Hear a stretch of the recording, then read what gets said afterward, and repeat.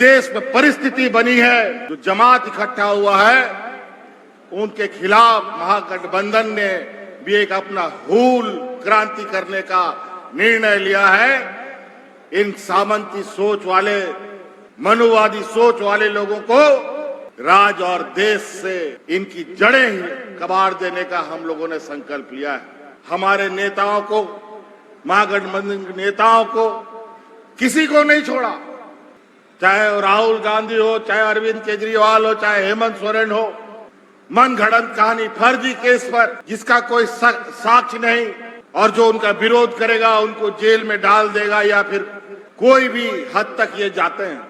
लेकिन इनको पता नहीं कि झारखंड एक ऐसा धरती है जो पूरा झारखंड खून से सना हुआ ये वीरों का धरती है। इधर सिद्धू कान्हू है तो उधर भगवान बिरसा मुंडा है, उधर चांद भैरव है, इधर नीलांबर पीतांबर है।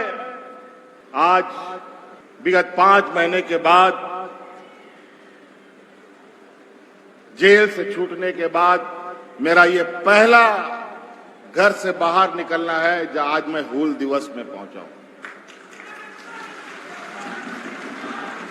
और ये संयोग है, ये हूल दिवस तो हम सदियों से मना रहे हैं, लेकिन आज ये मेरे लिए, हमारे झारखंडियों के लिए, हमारे आदिवासी मूलवासियों के लिए एक प्रेरणा दिवस है। क्योंकि आज केस याद में हम लाखों की संख्या में यहां एकत्रित होते हैं और आज जो देश में परिस्थिति बनी है, जो विपक्षों का जो जमात इकट्ठा हुआ है, उनके खिलाफ महागठबंधन ने भी एक अपना हूल क्रांति करने का निर्णय लिया है। इन सामंती सोच वाले, मनुवादी सोच वाले लोगों को राज और देश से इनकी जड़ें ही कबाड़ देने का हम लोगों ने संकल्प लिया है। आज इन प्रकार हमारे नेताओं को, महागठबंधन के नेताओं को किसी को नहीं छोड़ा, चाहे राहुल गांधी हो, चाहे अरविंद केजरीवाल हो, चाहे हेमंत सोरेन हो। मन घड़ंत कहानी, फर्जी केस पर जिसका कोई साक्ष्य नहीं और जो उनका विरोध करेगा उनको जेल में डाल देगा या फिर कोई भी हद तक ये जाते हैं। लेकिन इनको पता नहीं कि झारखंड एक ऐसा धरती है जो पूरा झारखंड खून से सना हुआ ये वीरों का धरती है। इधर सिद्धू कान्हू है तो उधर भगवान बिरसा मुंडा है, उधर चांद भैरव है, इधर नीलांबर पीतांबर है, तेलंगाना खड़िया है, अनगिनत हर चौक चौराहे में। हमको क्या डराओगे? तो इसलिए जो हम लोगों ने विगत 4 साल में काम करना और उसको अंजाम तक पहुंचाने का काम किया, सरकार आपके द्वार से, गांव-गांव, पंचायत आपके घर में सरकार पहुंचकर आपके तकलीफों को सुनने समझने का काम किया। कभी गांव में कभी कोई सरकार जाता था? कभी नहीं। लेकिन अब हमने पहले भी कहा था, हम लोगों की सरकार बनेगी, ये सरकार हेडक्वार्टर से नहीं, ये सरकार गांव से चलेगी। और आज इसी को रोकने के लिए भरकस प्रयास हुआ, जिसका एक चोट हमको भी झेलना पड़ा, 5 महीने का ये जेल की सजा। लेकिन सच्चाई को बहुत ज्यादा देर तक दबा नहीं रख सकता, ना सिक्कड़ से बांधा जा सकता है। किसी ना किसी शक्ल में, किसी ना किसी सूरत में फिर से वो आके ऐसा पहाड़ बन के खड़ा होता है कि उस पहाड़ को चढ़ना ऐसे षड्यंत्रकारियों की हिम्मत कभी नहीं हो सकती। इसीलिए आज समय कम है, बहुत सारे वक्ता थे, इनको भी आज हम लोग मंच पे ये लोग नहीं संबोधित कर पाए। अभी बहुत जल्द राज्य में फिर से एक हम लोगों का परीक्षा का घड़ी आने वाला है। फिर से हम लोगों को राज्य का सरकार के लिए चुनाव घोषणा होने जा रहा है।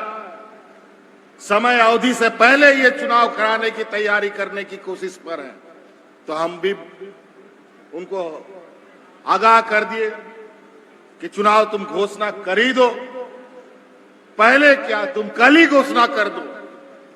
और हम वादा करते हैं इस राज्य का एक एक जनता अब ये इस बात को समझ चुका है कि किस तरीके से हमारे जल जंगल जमीन को उजाड़ने की साजिश, किस तरीके से हमारी सरकारी व्यवस्थाओं को बेचने की साजिश इनकी चल रही है। आज महंगाई आसमान छू रहा है, बेलगाम घोड़ा की तरह चल रहा है। आज ऐसे ऐसे चीजों पर ये लोग टैक्स लगा रहे हैं और वो टैक्स का पैसा जिसको लेकर हम लोग बाजार में दाल चावल खरीदते हैं, उसमें पैसा देकर के वो लोग निकल जाता है। बातें बहुत है, हम बातों को यहीं समाप्त करना चाहेंगे। अभी हम लोग फिर से मिलेंगे। अभी हम तो आए हैं, अभी 2 दिन हुआ ही है, और अभी 2 दिन में ही इनकी ऐसी खलबली मची है कि देश के बड़े बड़े इनके नेता अब मेरे आगे पीछे घूमने के लिए और हमको फिर से किस तरीके से इनको फंसाया जाए, षड्यंत्र किया जाए, उस पर लगे हैं। उसका चिंता मत करो। हमको जेल, अब तो हम जेल से घूम के भी आ गए और जेल का रोटी भी तोड़ के आए हैं, और जेल, फांसी, पुलिस का लाठी, यहां के तो हमारे पूर्वजों ने सहा है, उसको झेला है। आज उनका शहादत हो, उनका संघर्ष अगर इस राज्य में ना होता तो शायद इस राज्य में आदिवासी मूलवासी दिखने को भी नहीं मिलता। आज हमारा खनिज संपदा राज है, इस पर सबका गिद्ध नजर है। इसीलिए जब हम सरकार बनाए थे तो खनिज से 1,36,000 करोड़ रुपया का बकाया केंद्र सरकार में हमारा था। जब हमने उसको मांगना शुरू किया तो हमको जेल में डाल दिया।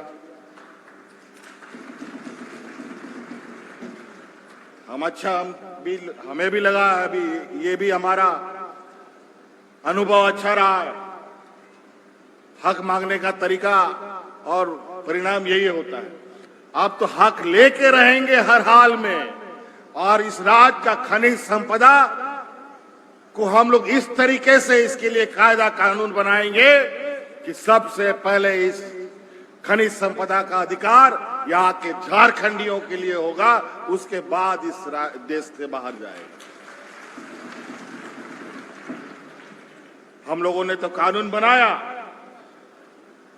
कि इन कंपनियों में नौकरी में 75% हमारा स्थानीय लोग ही होगा, लेकिन हम देख रहे हैं कहीं इसका पालन हो रहा है, कहीं लोग पालन नहीं कर रहे हैं। एक एक करके खोज करके ढूंढना पड़ेगा कि कौन इस कानून का उल्लंघन करता है।